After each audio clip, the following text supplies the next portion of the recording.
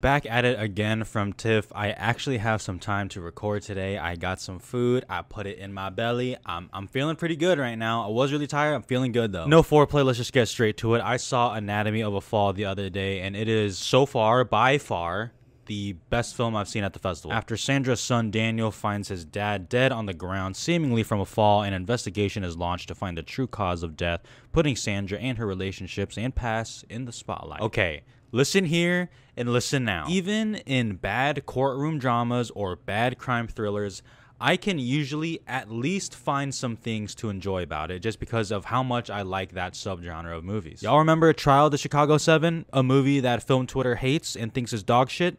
Loved it. So imagine me sitting in the balcony seat really high up, far away from the screen, but I am just vibrating right now because of how great this movie is. It is without a doubt one of the best crime thriller courtroom dramas I've seen in years. And that's not even a hot take. You all have this moment where sometimes you're watching a movie and something happens that's, seemingly ordinary, right?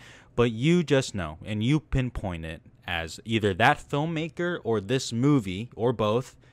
They just got that juice. They just have it. You can try to explain it, and it might sound pretty normal or mundane or like, well, that sounds like a bunch of other movies. But it just comes down to this movie got that juice for me. It is so confidently made. Justine Triet, the director, the way she utilizes the camera, especially in the beginning where they're investigating the crime, asking about what happened, scoping the place out, the way the characters are blocked and staged together and how they're framed on camera, the way Triet will just leave these subtle little hints and clues to make you question some things even if you might have just heard them. And that's just when they're investigating the crime, trying to figure out what happened. We're not even in the courtroom yet, but once we get to the courtroom halfway through or whatever, it is nothing less than captivating. I mean, my God, my eyes were literally glued to the screen, even though I was in the balcony. And I've seen some people say that, the movie suffers from pacing issues a little bit. It's a little runs long. It might drag a little bit. I disagree.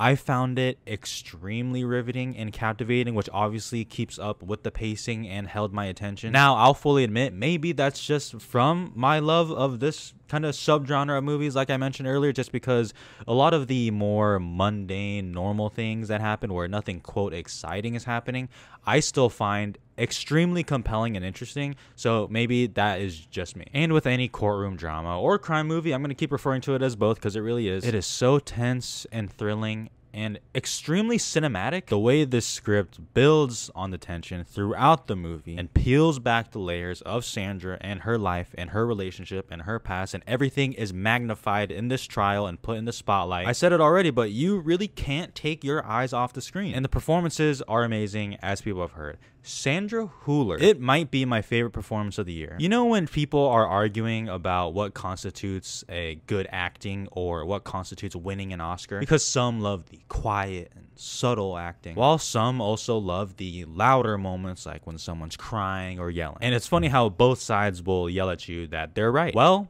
this is how you fucking do it. Sandra Hüller in her quiet moments and in her loud moments are equally amazing. It is all in her face. This movie absolutely rides or dies on her performance. And I know it's easy to say that about lead characters in a movie, but this one truly does. It is all in her face. If she does not have it, this movie does not work. And you'll see what I mean, especially when you get towards the end. And by the way, the kid, her son, I'm sorry, why did no one tell me that this kid is amazing? Milo Machado Grainer, if I am saying that incorrectly, I am so sorry.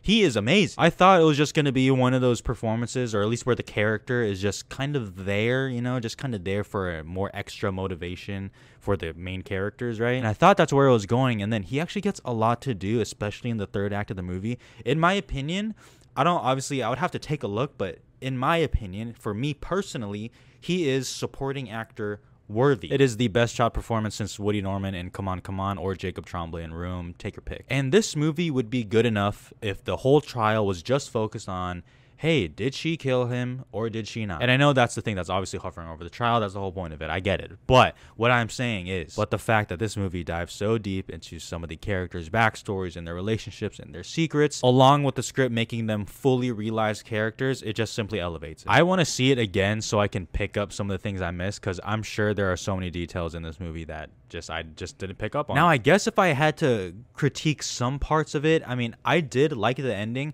I will say, though, the way the movie was building and building and building, I expected a more, not louder, because that's not the right word, but maybe a more noteworthy ending, or really just a real stamp on the movie to end it. And I guess to the point of what people are saying about the pacing of the movie dragging a little bit, I still disagree with that. But I guess what I will say is I thought the movie was going to end in a few different spots before it actually did end. So, you know, that can always make it feel like the movie's longer than it actually is, but that's a pretty small thing for me. I'm extremely curious to see it again. This is absolutely one of my favorite movies of the year. It is the best film of the festival I've seen so far. I can't wait to rewatch it. Pretty much loved it.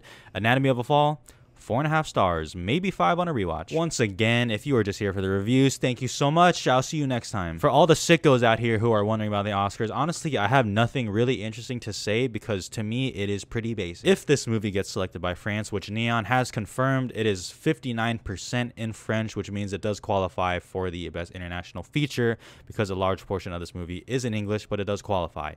If France submits it, I think it will get in, and I think it'll win. But honestly, even if France chooses to select the taste of things, I oddly don't even think it matters that much because I still think this movie will get nominated for Best Picture. I think it'll happen in Best Actress. I think it'll happen in Original Screenplay at the very least. That is a 3-nomination package, not even including International Feature or in editing, which would be a little tougher, but I would stick with those above the line ones. And that's not even to mention Justine Triet in Director, who I personally have in my 5. I do want to wait and see a few things before I just say, oh, I expect her to get in there. There is always that quote international slot, which I hate saying, but it is a real thing. And right now, she definitely has it in my opinion. So I would have it right now in Picture, Actress, Screenplay, Original, and Director, and then obviously a International Feature if it does get selected. No hot takes there.